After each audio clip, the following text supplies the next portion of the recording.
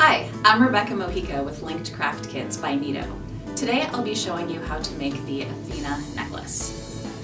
This is a level 1 apprentice design, which means no previous experience is required.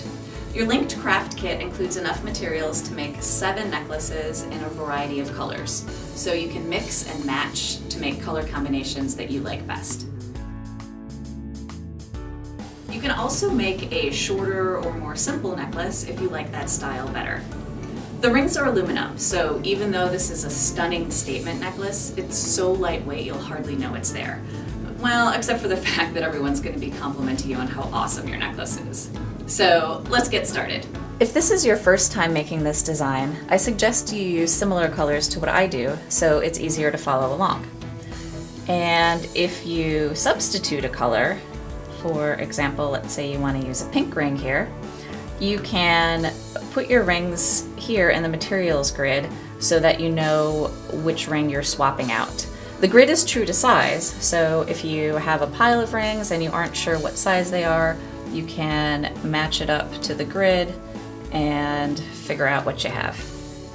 The exact rings I'm going to use are 8 size A rings, these are brown, 8 size B rings, I'm using copper, 8 size C rings, I'm using silver, 20 size D rings in green, 4 size E rings, these are silver color, 2 pieces of chain, and 1 clasp.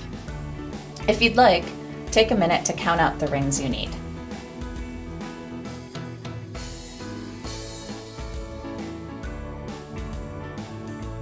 As we work, we'll be anchoring the rings in our patent-pending magic layout tool. I've got a purple layout tool, yours might be a different color, but they all work the same. They hold your rings in place as you work, and when you're finished, you carefully pull the necklace out. The first thing you're going to do is close an A ring, a B ring, and a C ring. So to close a jump ring, you wiggle the ends back and forth and you push inward. So you might overlap it just a little bit like that, so that when the ends are now flush, there's enough inward pressure to keep them closed. So do that for then the B ring and the C ring, and then group them together. Do that with all of your A, B, and C rings. And then with each group, insert it into the tool, and I like to keep the slit on the top, but it doesn't really matter where you put it in. I think it's easier to pull it out when the slit is in the top. And then that's in the tool, all 3 rings, and do the same for all of your groups.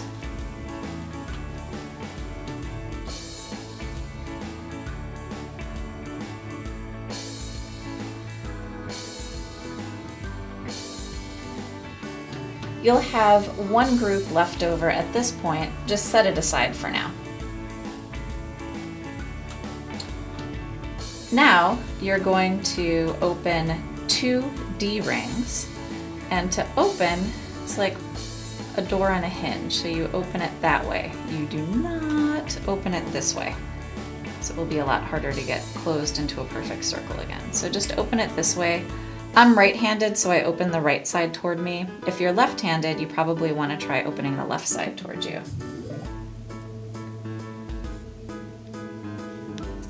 And there's my 2 rings. And now I'm going to go through 6. So I'm going to go around these 3 and these 3, right here where they're overlapping. I'll go through these holes. Go through and then back out. And now I'll close the ring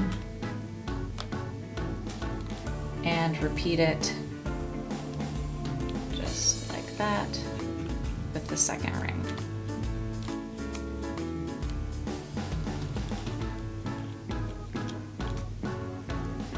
And now you'll repeat that with D rings all the way down the line.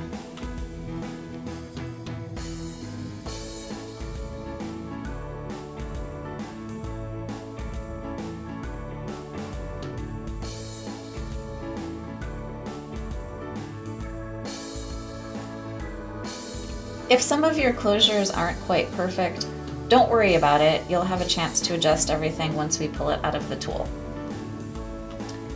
On each of the ends, we're going to add 2 D-rings, and these go through the 3 rings that are there.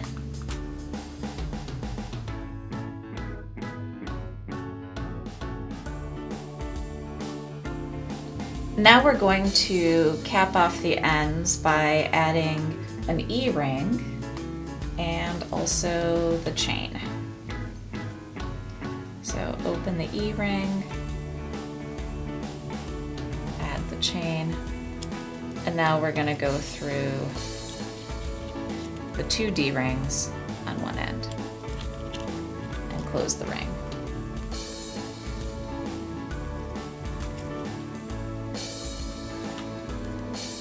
And repeat that on the other side.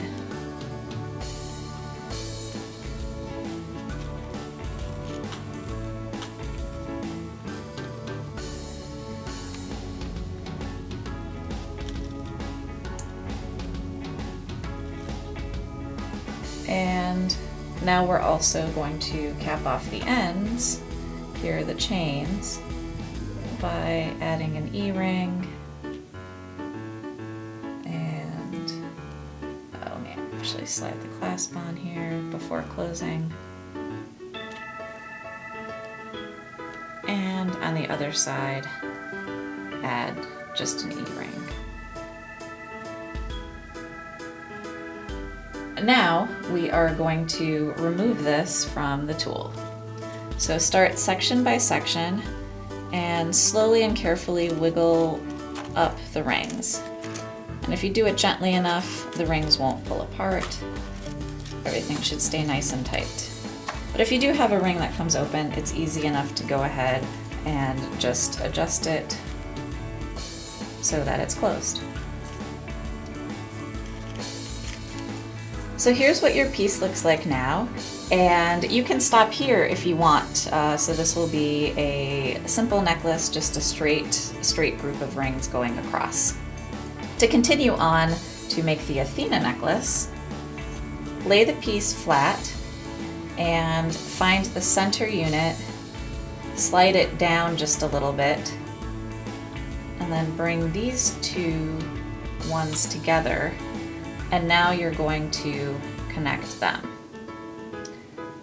So you'll open 2 D-rings and go through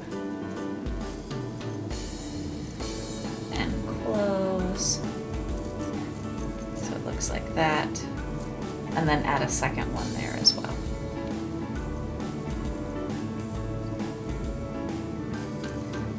And once again, if you like the look of this, you can also stop here if you want. So this is one additional possible design variation. To finish the Athena, you'll grab that final group of A, B, C rings. That's going to go right here at the bottom, and now you're going to connect these 2 groups together so it forms a point just at the very end. Lift that up, go through those 3 and close, and the last ring.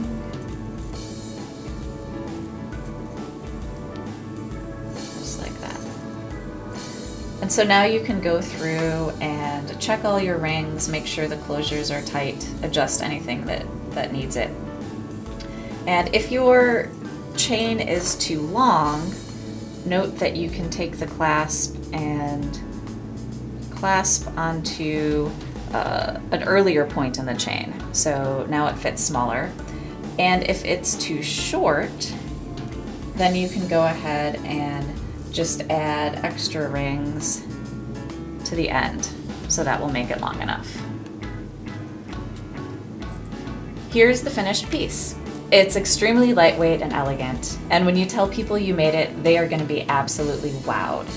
Your kit includes enough materials to make 7 complete Athena necklaces. And now that you know how to make the necklace, you can have fun playing around with different color combinations. You can also add or subtract units to come up with your own variations on the Athena necklace. Till next time, have fun, get linked.